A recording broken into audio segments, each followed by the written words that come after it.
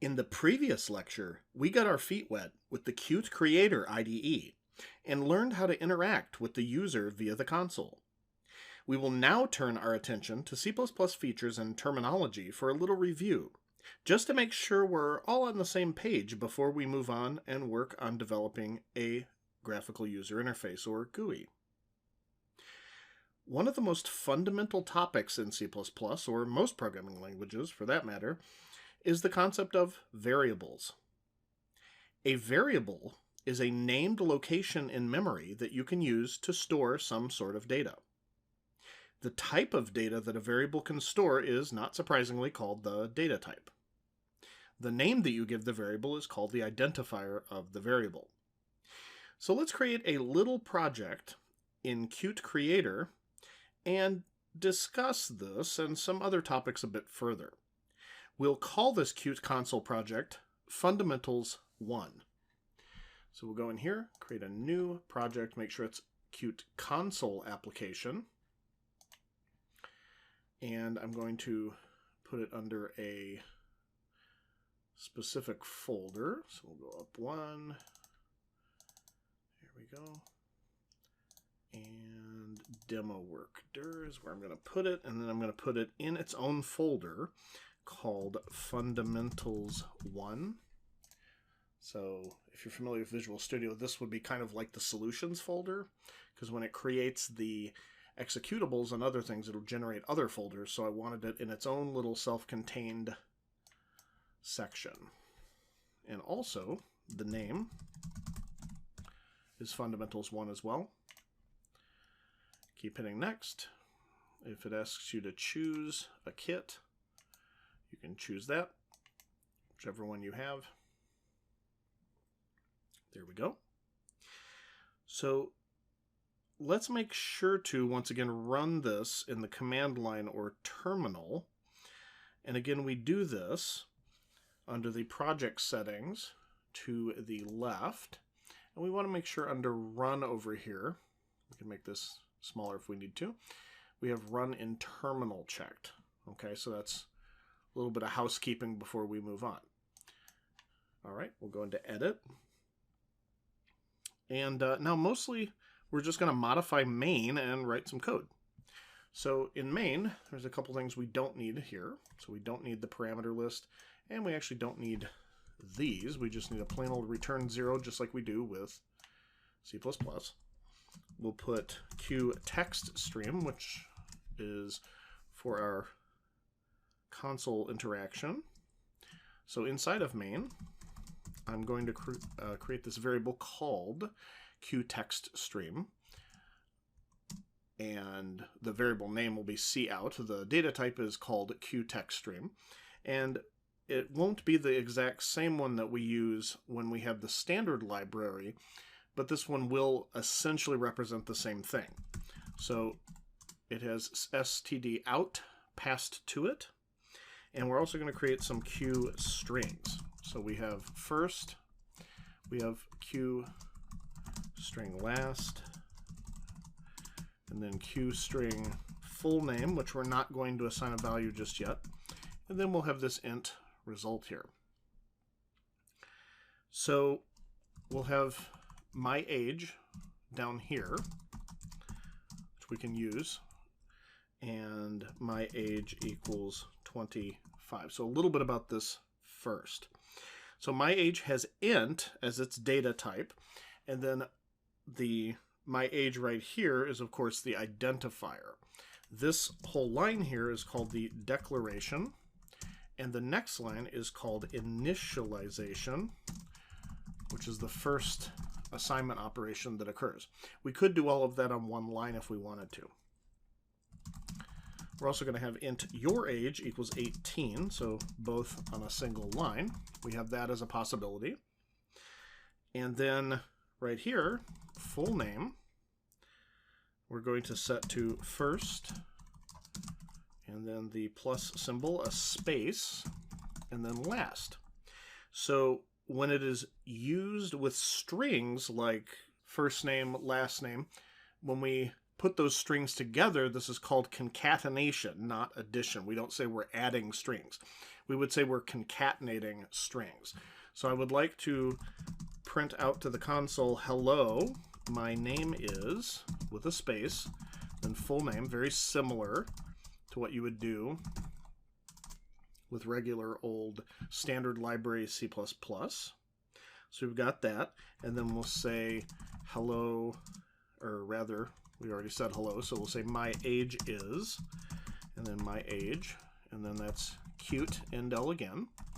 And of course, we'll say your age is your age indel. There we go. So here my age and your age are going to be added together. So right here, we're going to say result equals my age plus your age. So we're adding them together using the addition operator, and the result variable is assigned to the sum of the two using the assignment operator, which is the plus, or the equal sign rather. So the plus sign is the addition operator when used with numbers. It is a binary operator because it has two operands. These are called operands. That's an operator. This is also an operator. And we have the operands would be the result from this and then this. So we assign result, or assign the value from my age plus your age into result using the assignment operator. So the next thing we're going to do is we're going to say cout. We're going to say our ages added together is, with an extra space, result, and then cute end L.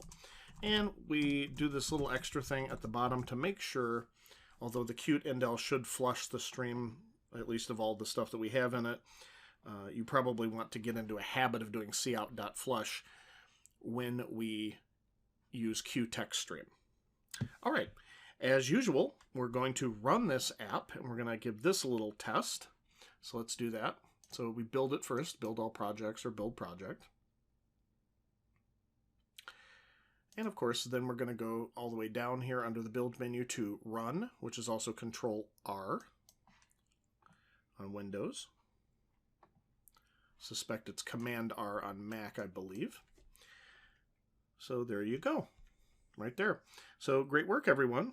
So we've now done some very basic programming and gone over some terminology related to declaring and initializing variables.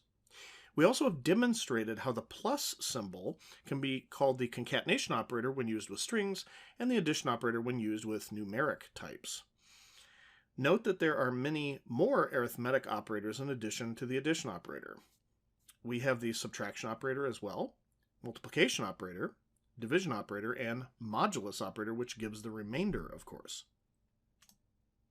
And in addition to these arithmetic operators, we have two other categories of operators that are very common: the relational operators and the logical operators, which help us to perform operations on Boolean values, that is, values that are true or false. For the relational operators, we have greater than, less than, greater than or equal to, less than or equal to, and not equal to. Those are mostly self-explanatory, and because this isn't a beginner's course, I won't belabor the details. I'll only point out that the operands for the relational operators are any comparable types, comparable values, and they return a Boolean value. And for the logical operators, we have three of those. Two are binary operators, the and the or, and one is unary, meaning it applies to only one operand, and this is called the not or negation operator.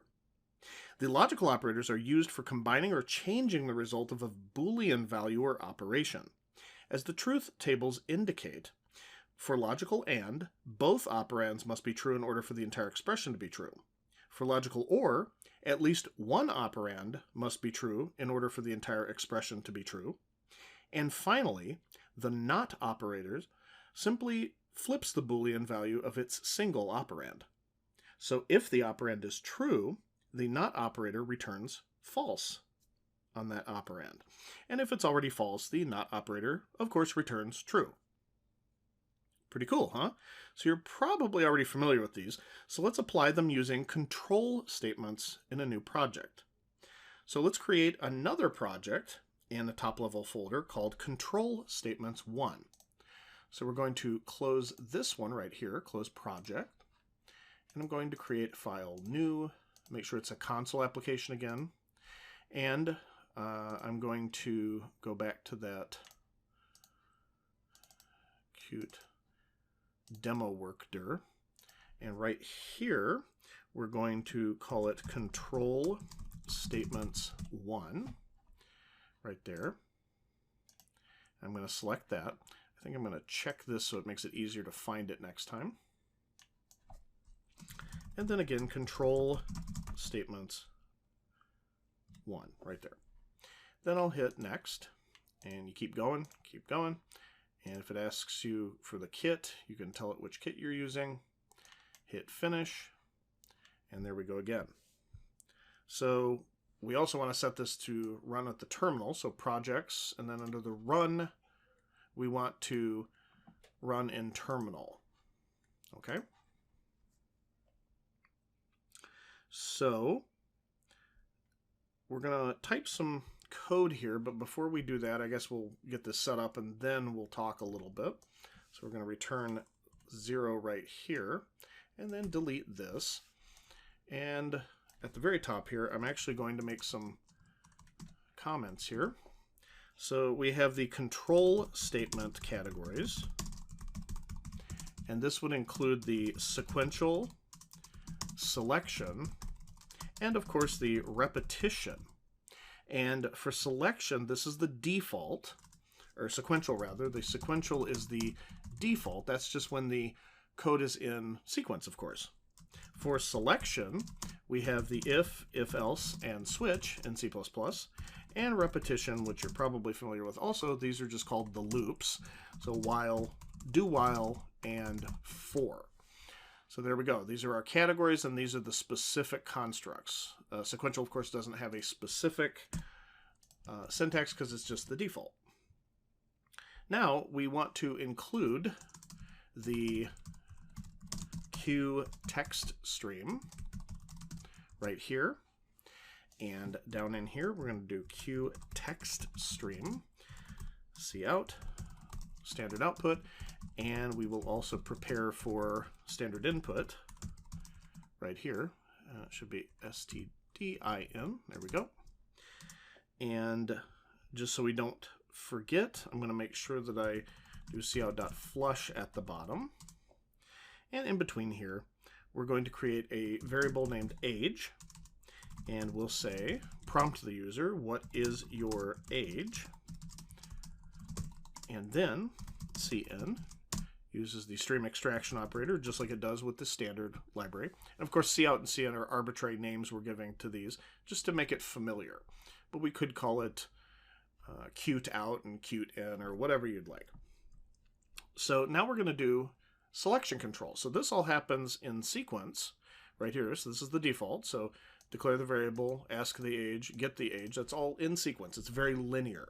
But right here, what we're going to do is we're actually going to potentially branch with selection control.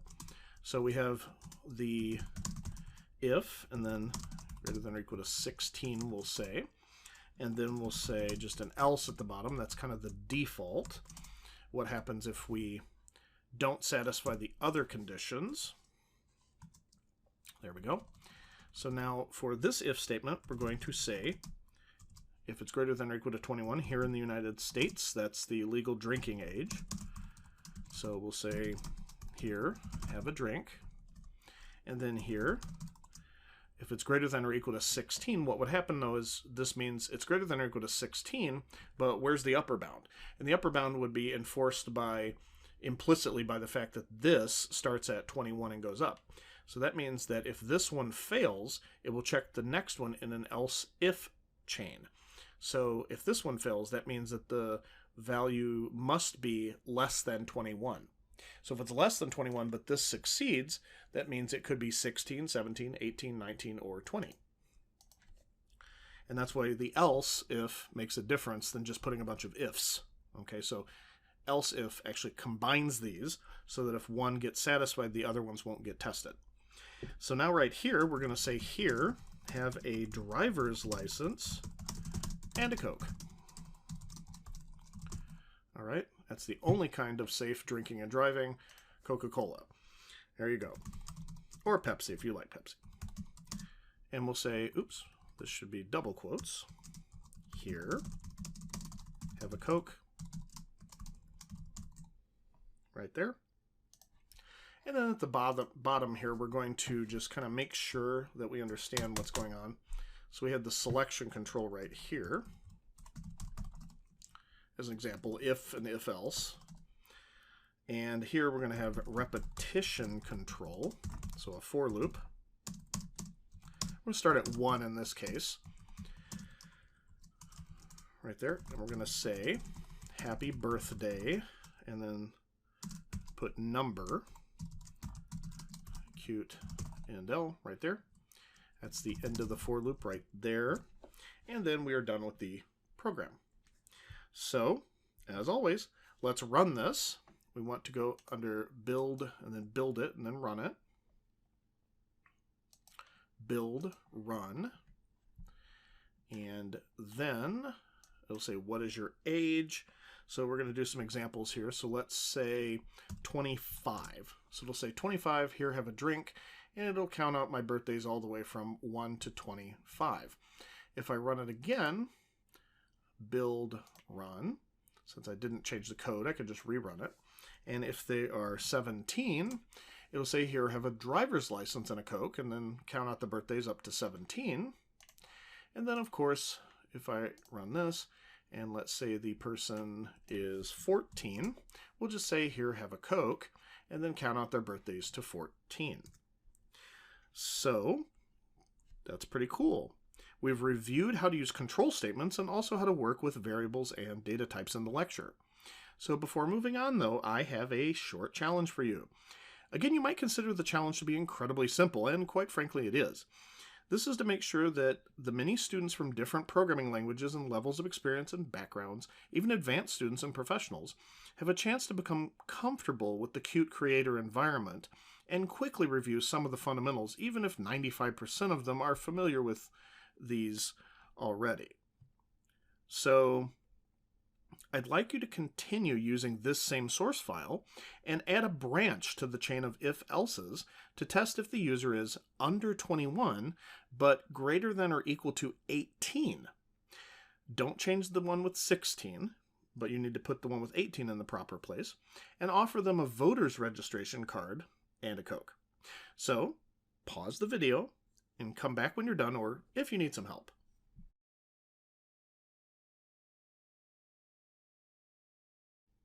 How did that work for you? Were you able to complete this little challenge? My guess is yes, since you're probably a pretty seasoned programmer by now. But regardless, we'll do it together. So, in this age greater than or equal to 21 here, right underneath, I'm going to add an else if. Very simple. Give it a body, and then say something like, here, have a voter's registration card and a Coke. There you go. And of course, let's run it because we want to test it again. Build it since we've changed the code. And we're going to go to run. And you'll notice if we pick any of the previous samples, like 26, something like that, it'll make sure it goes through that. And it says here, have a drink. So that's working. We didn't break that. So that's what we call regression testing, making sure we didn't introduce any bugs. And we'll say if they got, say, 13, say here, have a Coke. So the else statement's working still. And also we're going to go run this. Now here's where it gets a little different. So if we say 19, then that is greater than or equal to the 18, but it's also less than the 21. So let's see what it does. So here, have a voter's registration card and a Coke. And then, of course, just to double check, let's say they're 16. And it'll say, here, have a driver's license and a Coke. So that's what we got before. We just introduced this little extra thing in here, extra condition. Great work, everyone. So that was a nice little refresher for the extremely basic features of C++. In the next lecture, we'll go a little deeper and make sure that you are comfortable with functions and classes. I'm ready if you are. I'll meet you over there.